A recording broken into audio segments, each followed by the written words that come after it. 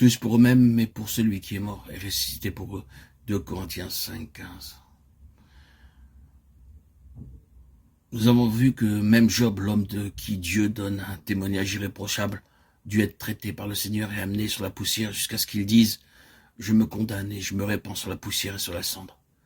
Puis, le Seigneur nous a éclairé davantage en dirigeant vers nous sa lumière et nous a montré qu'il y avait beaucoup de choses qu'il devait régler dans la chambre pleine de figures, qu'il y avait péché et sacrilège à ses yeux dû au manque de brisement de notre manière de toucher aux choses profondes de Dieu. Il nous a fait voir la nécessité de la crainte pieuse, du saint respect et du silence révérentiel quand nous parlons des choses divines. Ensuite, il nous a conduits à la croix comme le seul endroit où l'on peut s'occuper de toutes les révélations nouvelles. Il nous a encore montré la base même de notre foi. Non seulement que le Seigneur Jésus a été notre substitut et qu'il est mort pour nous, mais qu'il nous a portés avec lui sur le bois, afin que dorénavant nous ne vivions plus pour nous-mêmes, mais pour lui. Après tous ces audios, ces enseignements, nous avons besoin maintenant d'être bien éclairés pour savoir comment sa vie se manifeste aujourd'hui, pratiquement à travers des vases de terre. Ce n'est pas dans le but de faire de nous des êtres grands et extraordinaires que Christ est venu demeurer en nous. Même pas pour nous rendre heureux, mais pour que le cœur de Jésus soit satisfait, pour qu'il puisse nous utiliser comme des vases vides par lesquels il peut épancher sa vie pour les autres.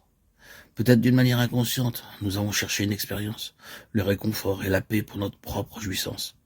Il est mort pour tous, afin que ceux qui vivent ne vivent plus pour eux-mêmes, mais pour celui qui est mort et ressuscité pour eux.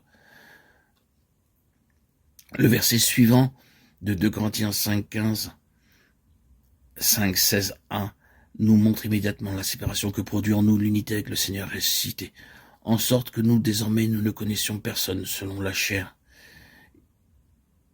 plus pour eux-mêmes, mais pour celui qui est mort et ressuscité pour eux.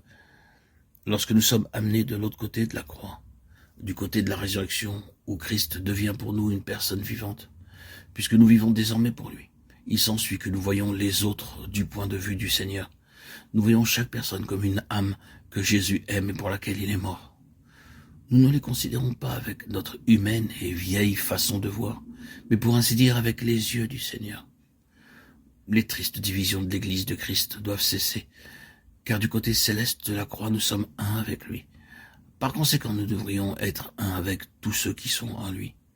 Dans le verset 16 de 2 Corinthiens 5, ne connaître personne selon la chair ne signifie pas nous rendre durs, inflexibles ou nous replier sur nous-mêmes, mais nous séparer de notre ego dur et exigeant, afin que l'amour de Christ se répande à travers nous, vers les âmes pour lesquelles il est mort.